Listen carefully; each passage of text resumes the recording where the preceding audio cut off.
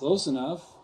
So I won't argue, I won't fight anyone over saying it's not there, but there is something interesting in the texts that the first commentator to notice this Gadarene-Gerasene impossibility is Origen. And so he says, yeah, that's not right. Somebody copied it wrong. And he realizes there's a town called Gergesa here. So he says, must be that. Must be Gergesa. But that's not what the text said. And there are texts that say it, but they're all dated after Origen made his commentary. So what copyists always do is correct an unknown name to a known name. So they're reading Origen, think, yeah, it must be, because obviously he's right. It couldn't be those. So they start. Some copies of the ancient scripts say Gergesenes, and well, there is a tendency there. So let me propose something else. This land over here, this territory, besides being called the place of the seven, the Decapolis, is also called the place of the expelled ones. Why? Same reason for the seven, because they were kicked out. They were expelled from where they were doing the wilderness wanderings. And so, same reason they call it the place of the seven, because they said that's where they went. Those 7 nations were expelled. So another name is the place of the expelled ones. Well, expelled ones in Hebrew is Gerusim. So he goes to the region of the Gerusim, and he finds these pigs, and he does the demon thing. Just maybe. So, but you're saying that it started off as a misspelling that led people to these other two? Well, if you're a Greek translator, and you do understand Greek, but you're talking about a place name, so it's not a word, then you have to make decisions. And if you see the word Gerusim, you're going to think it's a misspelling. Well, you're going to think, I don't know any city called Gerus, but I do know a Gerasa, a Jerash. Must be the Gerasenes, must be that. But somebody knows that it's too far away and says, no, Gadara is closer, must be the Gadarenes. So they correct it to a more, makes more sense. And then not until a couple hundred years later we have Origen with the Gergesa. So, just putting it out there. Oh, man. Well, now, wait a minute. So then what you're saying is that then the statement becomes more important because he's going into a land where the outcasts were Gerusim. Yeah. And basically is casting out demons. Yeah. He healed the guy. Okay.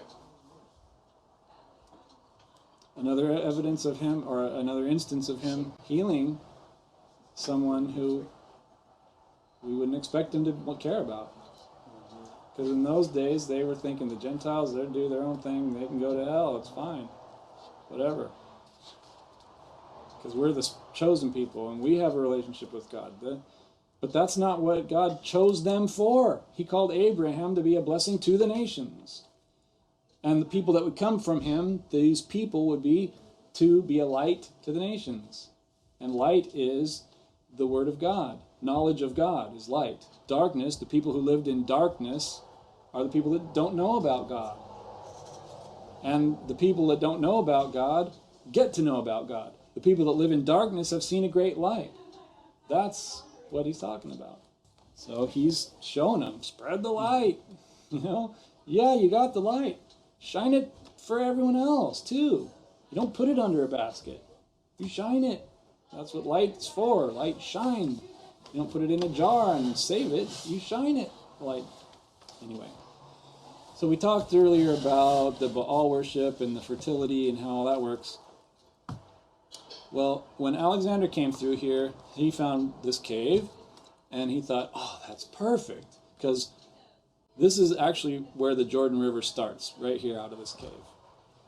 Now, there was an earthquake. Remember, we saw a picture of the fault. There was an earthquake, I don't remember, in 1870s or 1890 or something like that.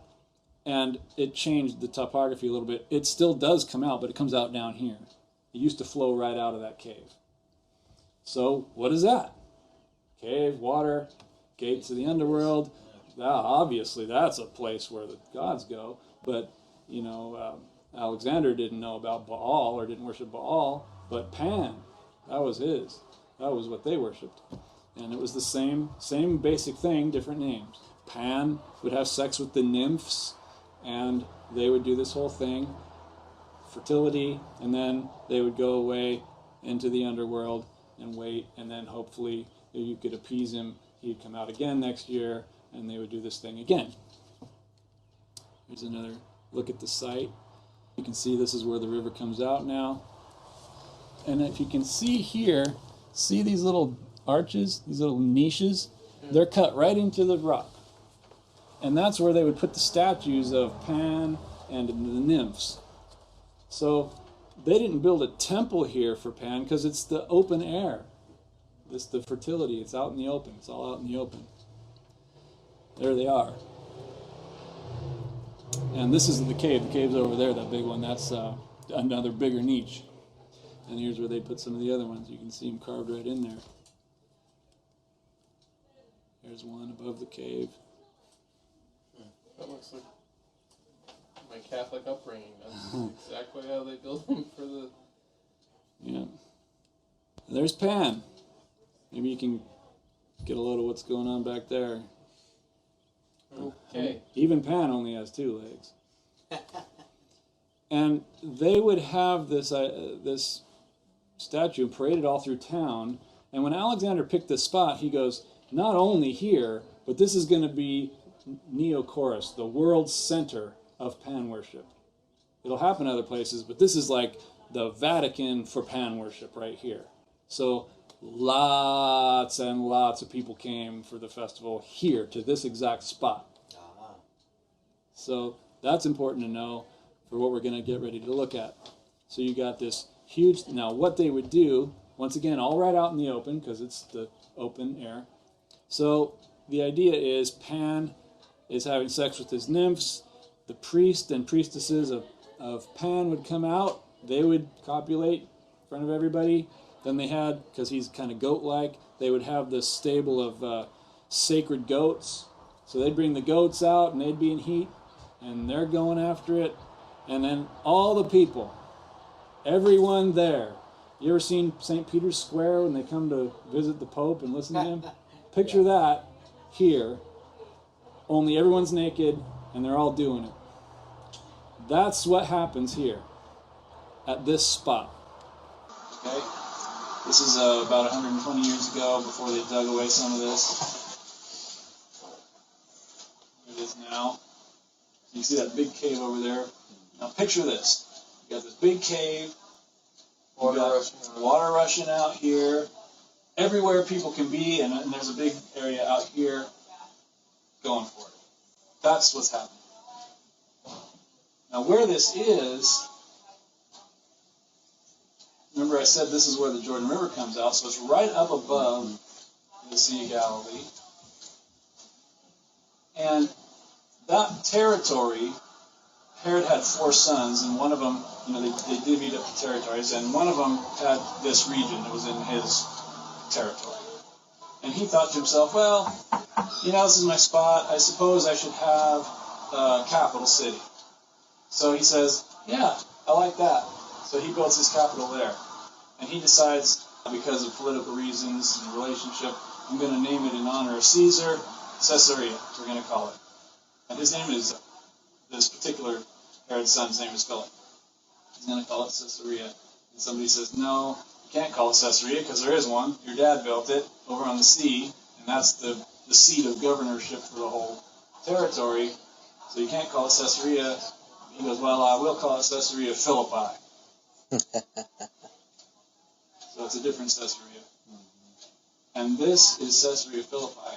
Now, you know what happens at Caesarea Philippi? He goes off one day, he takes his disciples with him, he says, we're going 28 miles. They hiked 28 miles, and it says, they entered the region of Caesarea Philippi. And then he says to his disciples, so, who are people saying that I am? Well, some of them think you're Elijah. Some of them think you're John the Baptist.